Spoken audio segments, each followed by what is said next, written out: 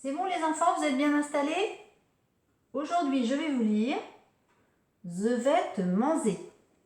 Une histoire de Jean-Marc de Rohan et Laure Dufay aux éditions Frimousse.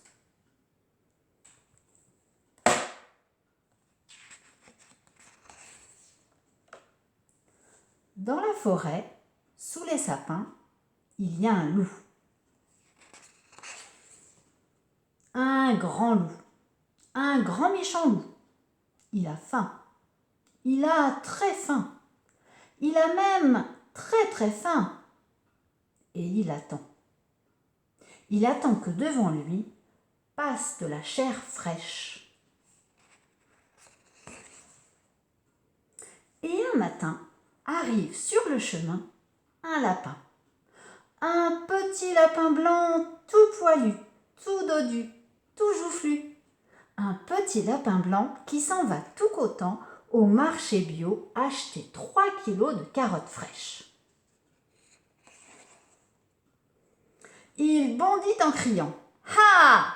Je vais te manger, petit lapin blanc, je vais te manger tout de suite. »« Attends, grand méchant loup, attends, tu peux répéter ce que tu viens de dire ?»« Bah oui, j'ai dit « Je vais te manger, petit lapin blanc, je vais te manger tout de suite. » Oh, toi, à mon avis, tu as un cheveu sur la langue. Ça doit te gêner.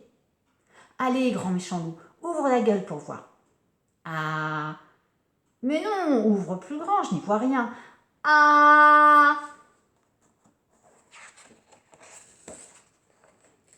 Eh bien voilà, j'avais raison. Tu as un cheveu sur la langue.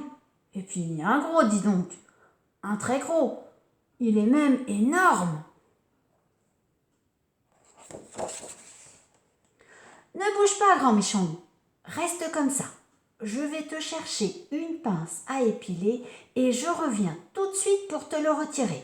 Surtout, ne bouge pas. D'accord, mais fais vite. Hein? Quoi? Qu'est-ce que tu dis? Je dis, d'accord, mais je ne vais pas rester longtemps comme ça.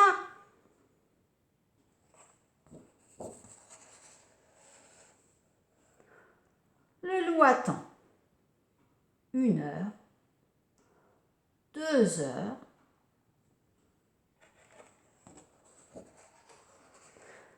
3 heures, quand tout à coup arrive sur le chemin un petit lapin roux. Ah! Je vais te manger, petit lapin roux, je vais te manger tout de suite.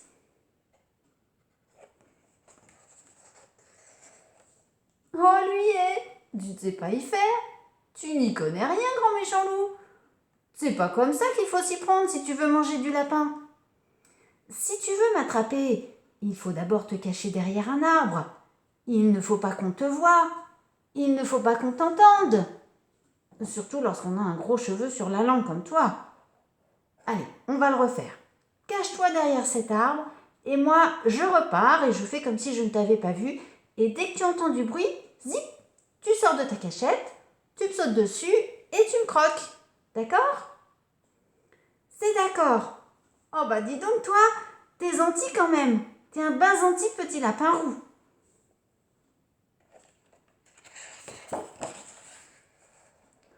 Le loup se cache derrière un gros sapin et il attend.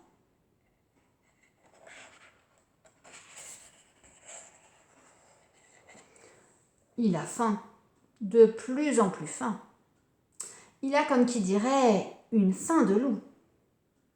Le loup attend 1 heure, 2 heures, 3 heures, quand tout à coup, il entend du bruit.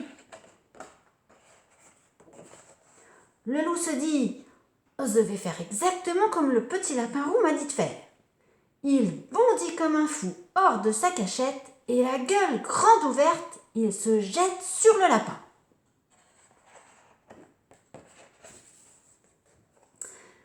Sauf que le lapin, s'il est bien roux, il n'est pas petit, bien au contraire. Il est gros, très très gros. Il est même énorme. Et il n'aime pas qu'on lui morde les fesses. Excusez-moi, monsieur Ours Brun, je me suis trompée. Je vous ai pris pour un petit lapin roux. Un tout petit lapin roux. Quoi? Moi? Un petit lapin roux? Mais ça va pas la tête. Attends un peu pour voir. Poursuivi par l'énorme animal, le loup court. Il court, il court, il court à toute vitesse, à toute allure. Il court si vite que, boum, patatras. Le loup est arrêté net par un énorme chêne qui se trouvait là, en plein milieu de son chemin.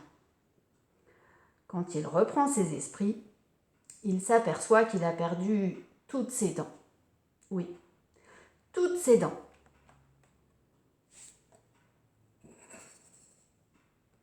Alors, attention, vous qui lisez cette histoire, si jamais un jour vous allez vous promener dans la forêt, vous y rencontrerez sûrement un grand méchant loup, car il existe toujours.